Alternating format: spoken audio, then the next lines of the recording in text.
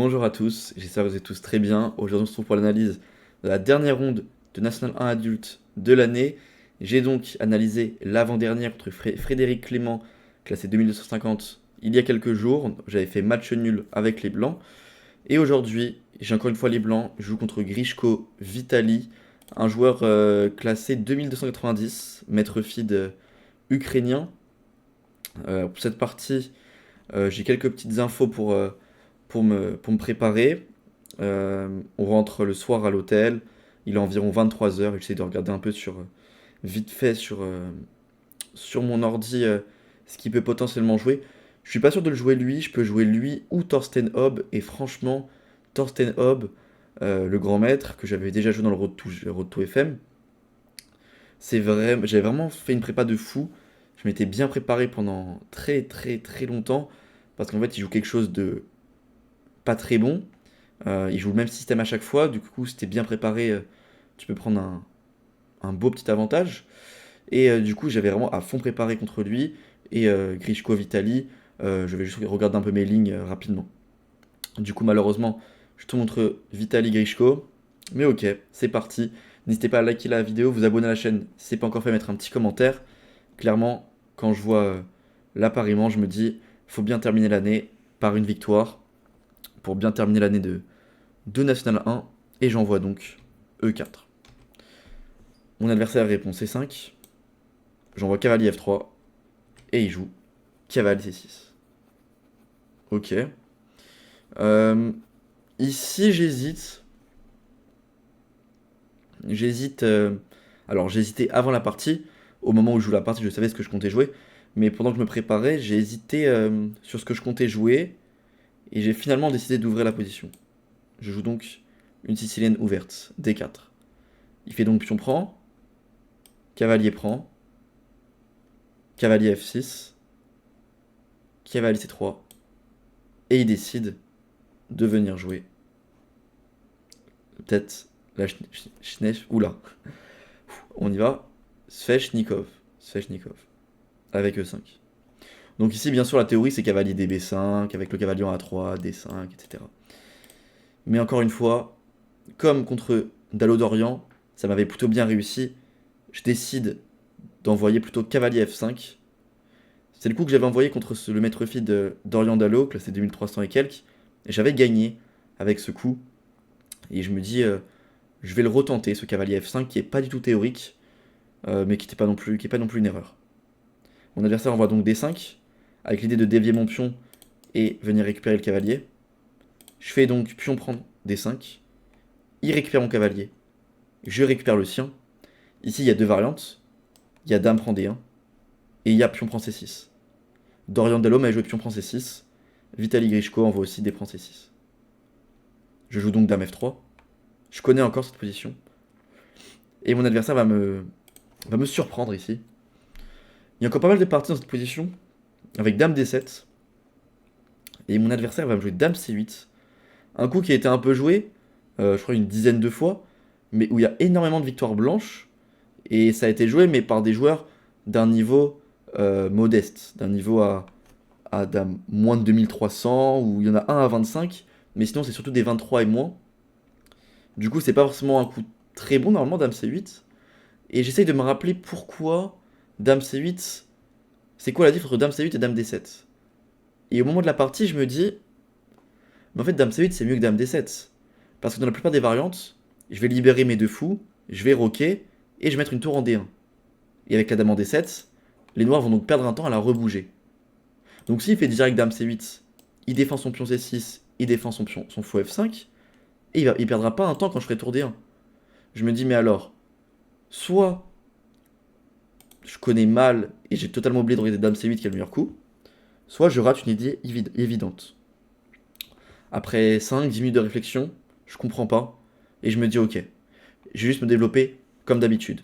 Fou C4, fou, petit roc, fou B3, tour D1. Je rappelle qu'il peut pas prendre en C2, parce que je peux jouer dame E2, ou petit roc même, mais si je veux assurer, je peux jouer dame E2, pour directement récupérer le pion. Il y a encore dame F5, peut-être que petit roc d'abord est plus précis. Petit roc, fou E7 et tour E1. Et là, il pourra pas défendre son pion. Pareil, si je joue fou D6, fou G5, il va avoir des petits problèmes. Il pourra pas tout défendre. S'il bouge le cavalier, il y a dame prend F7. Du coup, fou prend C2 n'est pas possible. Et mon adversaire décide donc de faire fou E7. Ici, le meilleur coup, et je l'ai joué en fait 2 coups après, je m'en suis rendu compte après, j'ai donc perdu un temps pour rien. Fallait directement jouer fou A6. L'idée, c'est que s'il prend le fou, on va récupérer le sien, avec une dame qui est mieux placée que la sienne. J'attaque le pion E5. Là, l'ordi dit carrément faut donner le pion. Parce que s'il veut essayer de le défendre avec fou D6, le problème, c'est qu'il y a déjà le très fort fou H6. S'il prend, il perd une pièce. S'il prend pas, il va avoir des problèmes. Et s'il rock, j'ai dame, fou prend G7 même direct. Il a des petits sous-sailles. Du coup, fou A6 c'est très fort. S'il prend, il y a dame prend F5 et je suis très bien. Donc sur fou A6, il doit pas prendre. Sur dame D7, j'envoie fou G5, je gagne des temps et je fais tour D1. Donc j'ai gagné des temps. Donc le meilleur coup c'est fou G4. Fou prend C8. Fou prend F3. Fou H3. Fou G4, prise et mon fou se développe en D2 par exemple. Je peux jouer F3 aussi. Et par exemple fou D2. Et après c'est une finale. Il a 3 îlots de pions. Moi j'ai 2 îlots de pions forts. J'ai mes 2 tours qui vont être sur les grandes colonnes. C'est une finale qui est quand même beaucoup plus agréable pour moi. Et ça c'est ce qu'il y a dans mon fichier. Et au moment de la partie j'avais oublié. J'ai donc joué fou C4. Il a joué fou E7. J'ai joué petit roc. Il a joué petit roc. Et c'est à ce moment-là où je me suis dit, mais c'est vrai que j'avais vu une idée avec fou A6 pour dévier la dame et prendre le fou. Et je me dis, ah mais c'est maintenant, ok. Dans mon fichier, c'est à ce moment-là où il faut jouer fou A6. Fou A6.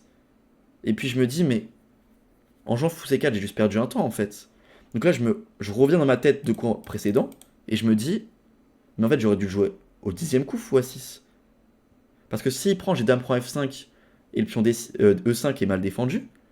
Et s'il fait fou G4, c'est la finale que je connais. Et s'il fait dame D7, il perd juste des temps. Et je me dis, ah mince, j'avais oublié mon fichier, autant le jouer maintenant, je pense que c'est toujours le meilleur coup. C'est encore le meilleur coup fou A6, mais c'est beaucoup moins fort. S'il prend le fou, même chose, je viens récupérer ici. La diff, c'est que là, il peut jouer dame A5, pour défendre ça tranquillement. Sur tour E1, il y a tour... Mince. Sur tour E1, il y a tour F8. Je peux pas prendre l'option avec la tour en E5, parce qu'il y a fou D6. Très fort. S'il prend ma dame, il y a mat. Si je prends sa dame, il y a mat. Du coup, dame prend A6, il y a dame A5. Mais bon, en vrai, ça va cette position. Je peux jouer fou G5 et c'est une partie. Si je joue par exemple fou G4 maintenant, là j'ai prise. Prise. Mon fou va en A6 coup-ci. Tout à l'heure, il est venu en H3 parce qu'il attaquait mon pion G2. Là, il l'attaque plus. Et sur fou D5, je peux jouer par exemple tour E1. Et c'est une partie. Pareil, je suis un peu mieux. Et dernière possibilité, il bouge sa dame. S'il va en D7, il va se prendre tour D1 intermédiaire. Et s'il va en E6, c'est la partie. Je fais donc fou C4. Même chose, s'il prend, je viens prendre. Il décide de retourner en C8. Je me dis, mais attends, mais si je reviens en A6, déjà, ça fera 2 fois la même position. Ok. Je me dis aussi que il y a des idées avec dame E2 qui peuvent exister. Maintenant que cette dame est en C8 et défend le pion C6, je vais taper là-dessus. Et sur dame C7, derrière, je vais faire les idées habituelles. Fou B3, tour D8 ou tour F8 pour l'instant, H3, tour D8. Vraiment les idées habituelles. Fou E3, tour D1. Et c'est une partie, je suis légèrement mieux parce que j'ai des cases fortes, il a des faiblesses, c'est relativement égal, mais je suis légèrement mieux. Je me dis, au pire des cas, je peux jouer ces idées-là.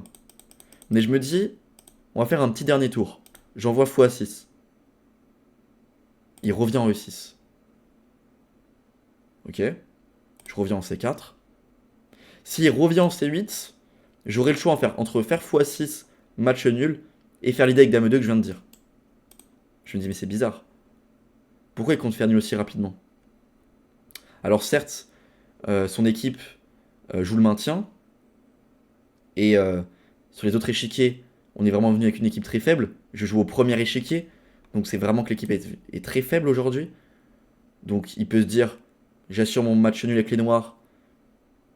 Après, ils ont beaucoup de points d'avance, le reste. Et ils vont faire le taf. Mais ça me surprend un peu. Je me dis, il peut pas faire dame C8, c'est pas possible. Il fait dame prend C4. Il fait pas match nul. Ok. Honnêtement, je savais pas encore si je comptais faire le match nul ou pas. Parce que de toute façon, nous on est déjà maintenu. Ça veut dire tous les résultats c'est pour soi-même. Il n'y a pas besoin de regarder avec l'équipe qu'est-ce qui fait quoi, faut gagner, faut faire nul. Non, on s'en foutait. C'était vraiment chacun jouait pour soi. Et, euh, et j'avais pas encore pris la décision, est-ce que je comptais faire nul rapidement et donc terminer mon week-end avec deux nuls contre des joueurs à 22,50 et 22,90, plutôt pas mal, ou alors jouer pour le gain pour cette dernière partie de N1. En tout cas, il fait dame prend C4, je fais dame prend F5. Il fait fou B4. Et je me dis, fou B4. Qu'est-ce qui se passe sur dame prend E5? Après, je me dis, il a peut-être raison. Parce qu'il a pas tellement de coups pour défendre. S'il fait fou D6, il va se prendre fou G5. Et là, je suis beaucoup mieux. Et donc, comment il défend ce pion? S'il fait un coup comme dame C5, par exemple, j'ai tour E1. Sur fou D6, il y aura toujours fou G5. Donc, je me dis, il a peut-être raison. Fou B4, il veut s'activer. Je fais donc dame prend E5. Il fait tour F8 et je viens en G3. Il a décidé de donner un pion pour s'activer. Il fait donc cavalier D5. Ok.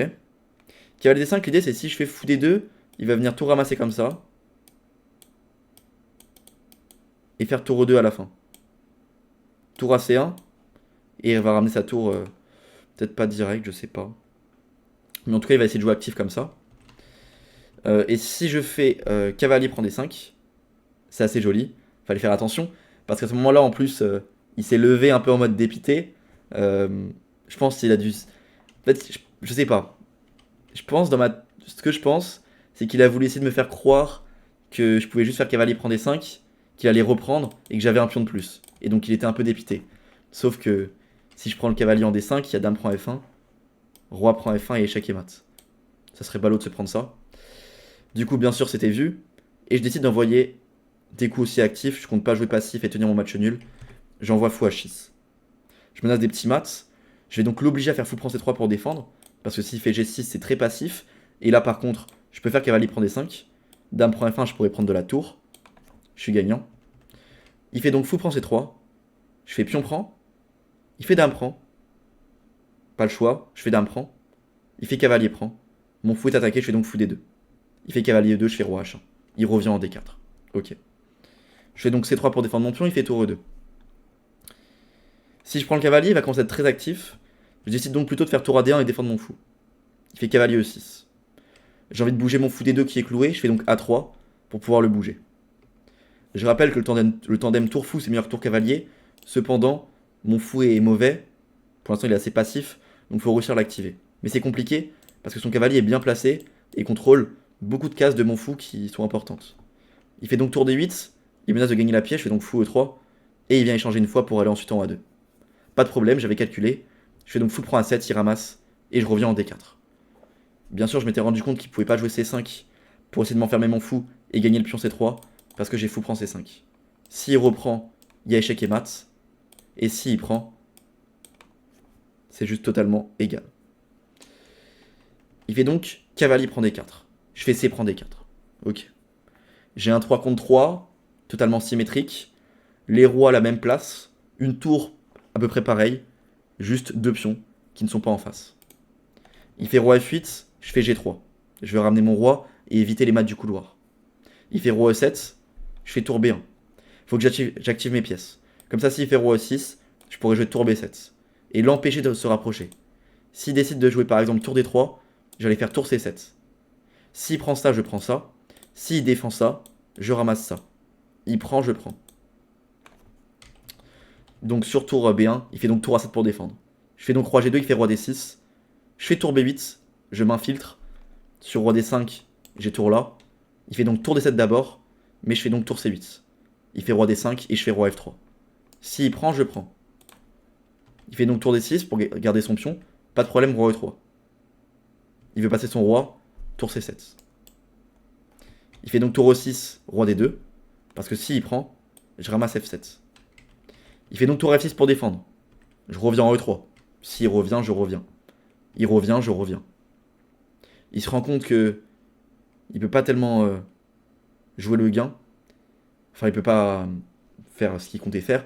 Il décide donc finalement de prendre le pion D4. Je ramasse donc F7. Plus que 3 pions. Il fait donc tour F6, bien joué. Parce que si je prends, il faut bien calculer parce que est-ce que la finale n'est pas perdante avec le pion passé? Finalement, et là je suis un peu dégoûté, parce que du coup il a joué tour F6 en pensant que si j'échange, il gagnait la finale. Et moi, quand il a joué tour F6, je pensais que si je prenais, il gagnait la finale.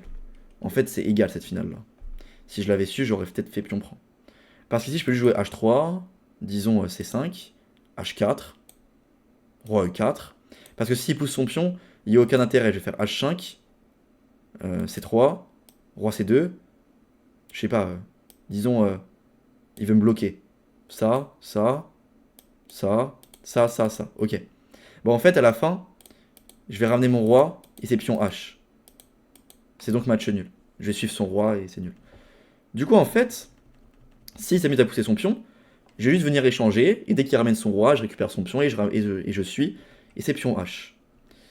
Mais le truc, c'est que s'il fait direct roi E4, faut jouer, le seul coup qui tient, c'est roi E2, C4, seul coup c'est F3, roi E5, roi D4, pardon. Seul coup, encore une fois, c'est G4. Si je fais F4, si je fais H5, si je fais roi D2, c'est perdant. Je vais faire G4, il y a roi C3, F4, roi B2, G5, prise et F5. C3, F6, ça, ça, ça, ça. Et même ça, on peut se dire que c'est peut-être gagnant quand même. Il peut potentiellement avoir un ou deux pions de plus. Non, c'est nul. Pareil, si ici il joue F5, H5, C3, G6, take, take, C2, pion pousse, ça, ça, et ça c'est nul. Enfin, fallait vraiment calculer des variantes de 15 coups, et plein de variantes différentes, des positions très loin, où à chaque fois j'ai sûrement un ou deux pions de moins, et il faut se dire c'est match nul. Enfin, il faut vraiment trouver tous les coups précis, parce qu'à chaque fois il y a un seul coup. Donc bon, très compliqué à voir. J'ai quand même joué le coup logique qui n'était pas échanger la tour et de jouer tour D7. Il bouge son roi et je fais roi E3. Ça c'est quand même complètement nul aussi. Il fait donc tour E6, pas de problème, je fais roi F4. Il fait tour F6, je reviens. Tu reviens, je reviens. Si tu reviens, je reviens. Il fait donc tour G6. J'envoie H4. Il fait H5. Je me dis comment ça se crée des faiblesses. Moi j'arrive à avancer mes pions, il se crée des faiblesses, il avance pas son pion passé. S'il veut essayer de trop forcer, il y a peut-être moyen de l'arnaquer. Je fais donc tour F7, il fait tour G4, je fais roi F3. Il fait C5, je fais tour F5. Il fait G6. Ok. Je me dis, faut que j'arrive à jouer tour F6, roi bouge et F3. Sa tour va bouger, je vais ramasser ça, et ensuite je pourrais juste sacrifier la tour sur le pion. Avec mes deux pions passés, j'arrive à sacrifier au dernier moment, et ça sera match nul. Ici, le meilleur coup, c'est de jouer tour E5. L'idée sur roi D4, c'est de maintenant mettre la tour très loin, faire tour E1 par exemple. C4, tac tac tac, tour D1, roi C3 et roi E3. Roi B2, tour D2. Roi B3, on ramène la tour de l'autre côté. Et en fait, ça c'est même gagnant, ça, s'il fait ça déjà. Du coup, il peut pas faire ça. Et s'il fait roi C2, tour D2, roi C1, tour A2. Enfin, ça c'est perdant aussi. Enfin, c'est gagnant pour moi. Je trouve que c'est hyper dur à comprendre, cette idée-là. J'ai fait tour F6. C'est perdant. Il fait roi D3. Je fais roi G2. Et il fait tour D4. Et là, je me dis, merde. J'ai pas le temps de récupérer le pion. Parce qu'il pousse. Et en fait, je comptais d'abord créer mon pion passé, puis venir sacrifier. Mais maintenant qu'il a le roi en D3, quand je vais vouloir venir sacrifier, il pourra faire tour C4. Parce que si j'arrive à avoir mes deux pions comme ça, avec mon roi en G3, et venir sacrifier, son roi est en C2, ça sera match nul. Deux pions passés avec le roi à l'opposé, ça va faire match nul. Sauf que le problème, c'est que sur tour prend G6, bon, j'avais pas le choix, j'ai donc pris quand même le pion. Il fait C4. Mince. Si je fais F3, il fait C3. Quand je ferai tour là, il fera tour C4. Je décide donc d'essayer de... Je comprends que je suis perdant, et j'essaye quand même de jouer, parce que j'ai trouvé une idée assez sympathique depuis... Enfin, ça fait longtemps que je l'avais visualisé, cette idée-là. Je me suis dit, sur un coup de chance, ça peut marcher. J'envoie donc G4. Seul coup qui gagne, c'est C3. Parce qu'en fait, s'il fait pion prend, ce que j'avais vu, c'est qu'il y avait H5, C3, H6, C2, ça, et là, donc, s'il fait tour là, carrément, il la perd. Il est obligé de faire promotion, et promotion, c'est nul. Du coup, sur ça, il doit jouer tour D8, H7, tour H8, et là, je vais juste venir me mettre comme ça, et faire des échecs partout. Il peut donc pas prendre ce pion en G4. Pareil, il peut pas faire tour prend. Là-dessus, je m'étais dit qu'il y avait ça. Ça, c'est nul. Donc ça, sur G4, il peut ni prendre de la tour, ni prendre du pion. Il a un seul coup qui gagne, c'est C3. C'est ce qu'il fait. J'envoie donc G5. Il envoie C2. J'envoie tour C6. Et je me dis, allez, ça, c'est l'idée que j'avais vue depuis très longtemps. Cette idée-là, j'y ai déjà pensé depuis, je pense, au moment où je me rends compte que je me trompe. Ouais, c'est ici. L'idée que je vais jouer là, je l'avais calculée depuis ici. Et je m'étais dit, faut que je fasse le mec 100% dépité en mode, je fais quelques coups avant d'abandonner. Et si elle passe, c'est du génie. Parce que regardez l'idée. Là, ici, il peut pas prendre en G4. Et à ce moment-là, quand je fais tour C6, le coup logique, c'est de venir faire tour C4, prise, pion pousse, promotion. Et là, on se dit, bah, je vais faire G2, G7, mais la dame va pouvoir revenir. Elle vient de faire promotion, elle peut donc revenir. Fin du calcul. Il joue ça.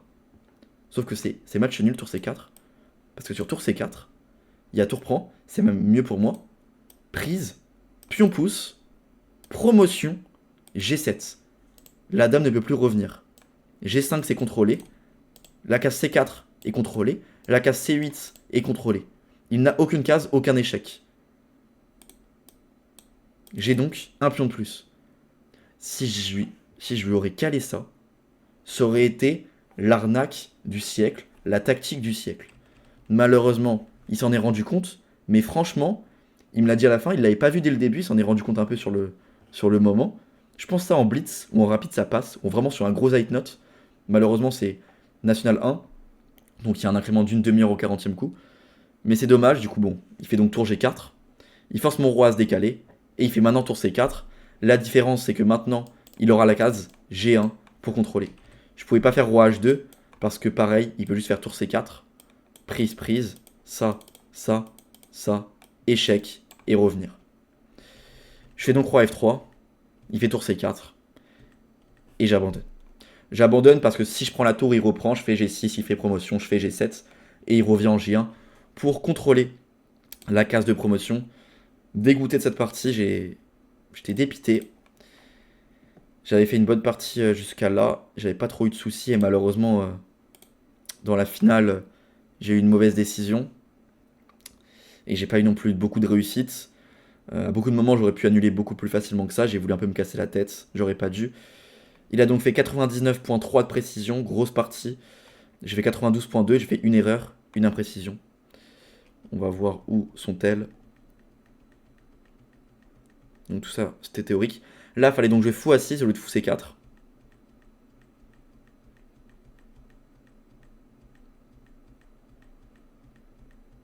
Ouais. Où sont les erreurs et les imprécisions? Enfin, mes erreurs et mes imprécisions. Enfin, mon erreur et mon imprécision. Putain, elle arrive à la toute fin. L'enfer. Ouais. Putain, si ici j'avais fait tour prend F6 et derrière je tiens le nul, on aurait fait une partie parfaite, 100% de précision. Dommage que je me sois trompé. Et que du coup, ici, j'envoie donc tour F6 au lieu de tour E5. Et donc là, j'envoie... Ouais. Où est mon imprécision? Ah, G5. Ouais, bon, là, c'est juste terminé déjà, en fait. Hein. L'ordi voulait que je joue quoi? Il voulait que je fasse F3, mais il y a C2. Tour C6, tour C4, il veut que je joue quoi? Ok, bon, enfin, ok. Ça revient au même, c'est totalement perdant. Ouais, bon, ok, donc j'ai fait une erreur, quoi. C'est vraiment une seule erreur dans la partie. C'est horrible. Il a bien joué tour C4, tour G4, tour C4. Ok. Bon, bah, GG à lui. On termine donc l'année de N1. On est maintenu. Bon, j'ai pas fait une très bonne année de N1. Après, j'ai joué beaucoup de forts joueurs. Je suis quand même content de ce dernier week-end, même si je perds la deuxième. J'ai quand même fait 2 fois des parties avec première partie 0 imprécision, 0 erreur. Deuxième partie, une seule erreur, 0 imprécision. Donc c'est quand même des belles parties dans l'ensemble contre des joueurs à 22, 50 et 23. Donc c'était bien. Maintenant, rendez-vous dimanche à 16h pour les analyses de Ici les Moulineaux. Un tournoi que j'ai joué il y a quelques jours, qui s'est très bien passé, des très belles parties. Donc rendez-vous dès dimanche 16h pour l'analyse de la première ronde, qui n'est pas la plus belle et pas la plus maîtrisée. Mais bon, vous verrez ça dès dimanche. Et donc nous on se retrouve bientôt. Allez, bonne fin de journée tout le monde, bonne soirée. Ciao.